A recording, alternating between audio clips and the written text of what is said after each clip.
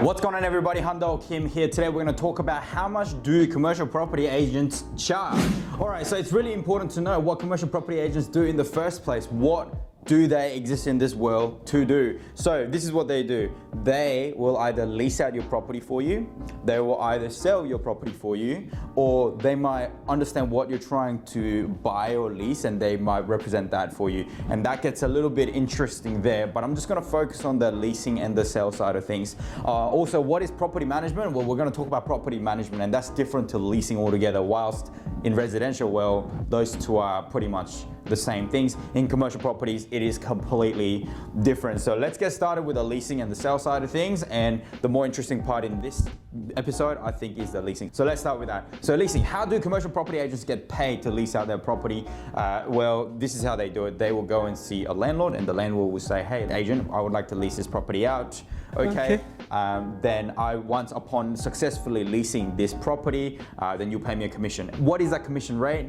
Is 10% plus GST for a regular 3-year lease. So let's say there was a property that would lease out for, I don't know, $80,000 a year, plus outgoings at another $10,000, and then plus GST, that's $90,000 plus GST. On the gross figure, you'll be getting your 10%. Now, if it's a 3-year lease in the initial term, I'm not talking about any options, right? The option does no good to the landlord. It's only good for the tenant. So let's say the initial term was 3 years, then you get your 10%. Now, if it's 4 and 5 years, every year above 3 years, you will get an extra 1% added to your commission as well. So if you do a 4-year lease, you get 11%. If you do a 5-year lease, you will do a 12%. That's kind of the market average at the moment. Obviously, if it's a super long lease, then you might have to organize something different. But on average, that 9 times out of 10, any kind of commercial leasing deal, that is the amount of money your agent is going to charge you, and it is pretty good. If an agent charges you any less than that, I have seen landlords try to slug the agents with just a 1-month rent, which works out to be 8.3333%. Some agents are willing to work at that. It might be a mate's rate,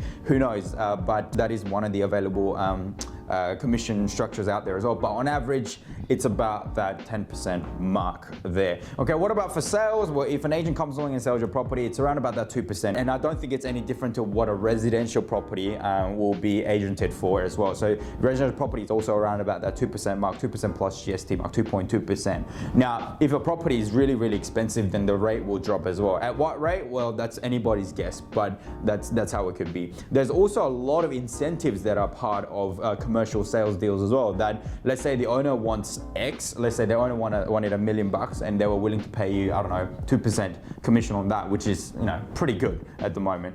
But they understand that $1 million is the market value, but somehow you're able to achieve anything more and above $1 million, then you can pick up, I don't know, 20, 30, 40, 50% of dollars above the $1 million mark. So let's say it sold for $1.1 million, then for the extra $100,000, you might be able to pick up like 20 or 50% of that, or between 20 and 50% of that. And it depends on what you negotiate. So if the property did sell for $1.1 million, you'll get 20 grand, which is 2% of the $1 million as a 2% agency fee. And then you will be able to get 20% if that was an incentive rate above $1 million, which in this case is another $100,000. 20% of that will be $20,000. and your entire commission will be around about $40,000. Now, that might sound like a lot, but then obviously the chance of you achieving $100,000 above what you and both your vendors agree to be market value, which is at $1 million, then it might be actually quite hard to achieve, and you might be entirely entitled to the extra bang that you're bringing to the result there. So yeah, it really depends on what you negotiate with your agent and what's available to be done. So that's what it is. Now, management is all different altogether. Management is completely different to leasing. The leasing agent is a deal maker. They will make that deal happen, and the managing agent will come in and they will then look after the property. They will issue invoices for rent collections, any kind of maintenance issues. They will then be looking after those things with the tenant, and that's a completely different role. The leasing agent actually stops working as soon as the lease is signed up and the tenants move in. Well, actually, when the lease is signed up, they actually get paid the commission